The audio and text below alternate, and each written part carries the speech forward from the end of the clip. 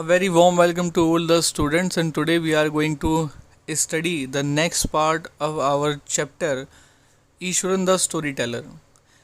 Eswaran the story teller के first part में आपने पढ़ा था कि ईश्वरन एक रसोइया है जिसको कहानियाँ बनाने का शौक़ है और वो उसको तमिल थ्रिलर पढ़ना बड़ा पसंद है। उसका जो मालिक है जिसके साथ वो रहता है महेंद्रन, वो अनक्रिटिकली उसकी हर एक कहानी को सुनता है और वो कोई नुक्ताचीनी नहीं करता है। तो आइए जानते हैं कि जो हमारा ये ईश्वरन द स्टोरी टेलर है आगे स्टोरी के अंदर क्या करता है। लास्ट पार्ट में हमने पढ़ा था कि जो ईश्वरन है उसकी जो इमेजिनेशन पावर है, he has a very rich and powerful imagination.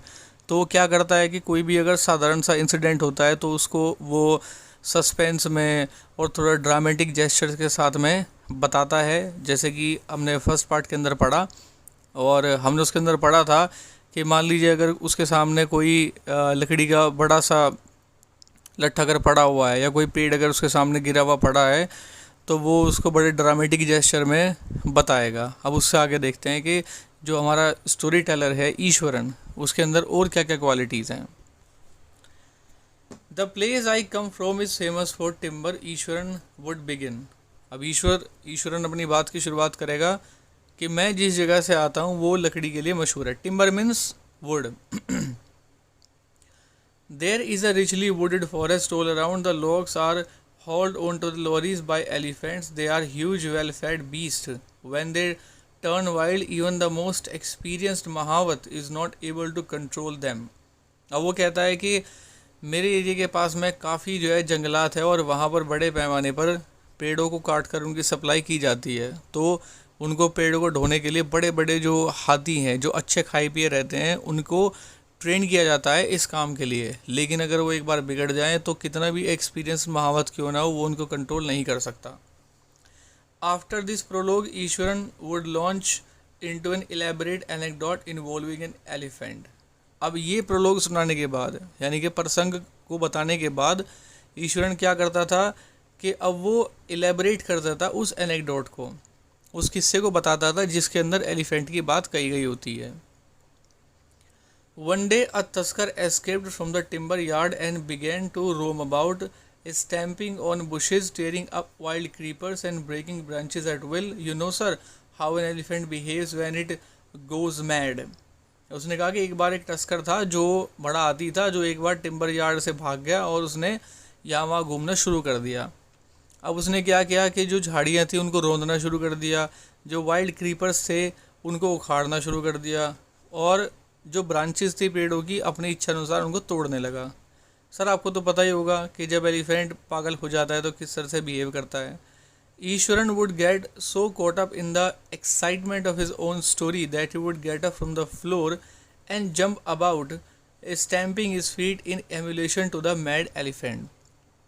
अब जैसे कि स्टोरी में हमने ऊपर पढ़ा है कि ईश्वरन जब कोई स्टोरी बताता था तो उसको ड्रामेटिक जेस्चर के साथ बताता था, तो वो अपनी जो स्टोरी थी उसमें इतना ज़्यादा कैरिड अवे हो जाता था, इतना ज़्यादा बह जाता था कि कहानी बताते बताते वो अपने जो बॉडी जो एक्सप्रेशन थे उनसे उसको बताने लगता था। जैसे एलिफेंट की कहानी बता रहा था तो जिस तरह से एलिफेंट अपनी सूंड से अपने पैरों से कुचलता है आसपास की चीज़ों को, तो वो अपने पैरों को ज़मीन पर मारना शुरू कर देगा, हाथों से कुछ कुछ करना शुरू कर देगा। The elephant reached the outskirts of our town, breaking the fences down like matchsticks. He would continue.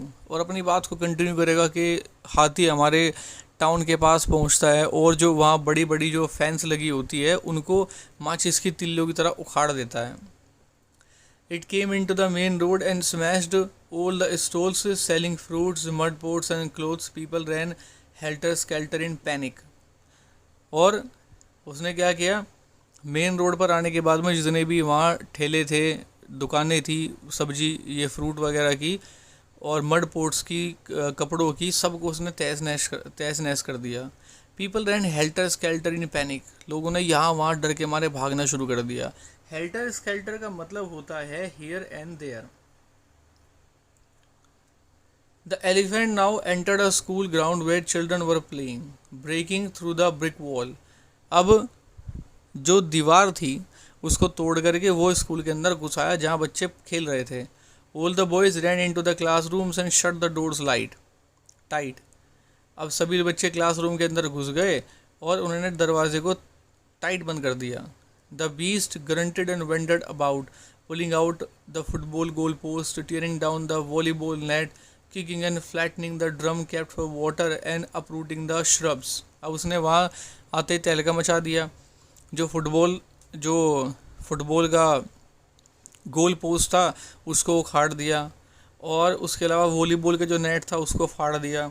उसके बाद जो वहाँ ड्रम रखा हुआ था पानी के लिए उसको बिल्कुल किक मारकर फ्लैट कर दिया, और आसपास की झाड़ियाँ थी उनको उखाड़ दिया, और वो वहाँ चिल्लाने लगा।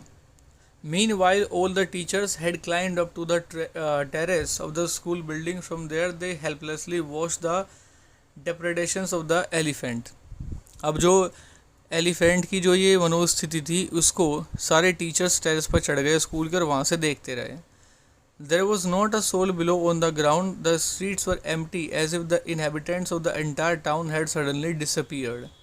अब नीचे कोई भी व्यक्ति नहीं था और गलियां ऐसी खाली हो गई थी जैसे मानो ऐसा लग रहा था कि इस टाउन के अंदर कोई रहता ही नहीं है। I was studying in the junior class at that time and was watching the whole drama from the rooftop। मैं उस समय जूनियर क्लास में पढ़ रहा था और मैं छत से ये सब नाटक देख रहा था। I don't know what came over me suddenly। मुझे नहीं पता कि एकदम मुझे क्या हुआ। I grabbed a cane from the hands of one of the teachers and ran down the stairs and into the open।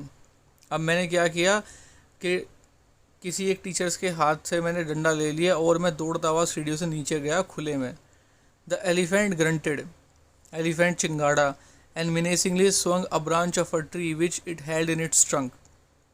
और उसने अपनी सूंड में जो एक ट्री की ब्रांच ले रखी थी उसने मेरी तरफ उसको उछाल दिया। menacingly मीन्स इन हर्ट करने के उद्देश्य से।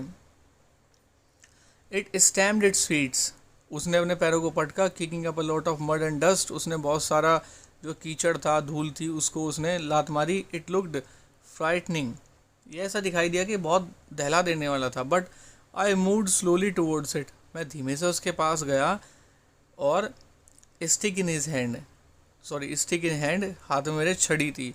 People were watching the scene hypnotized from nearby housetops। The elephant looked at me red-eyed, ready to rush towards me। It lifted its trunk and trumpeted loudly। At that moment I moved forward and mustering all my force whacked its third toenail on the quick।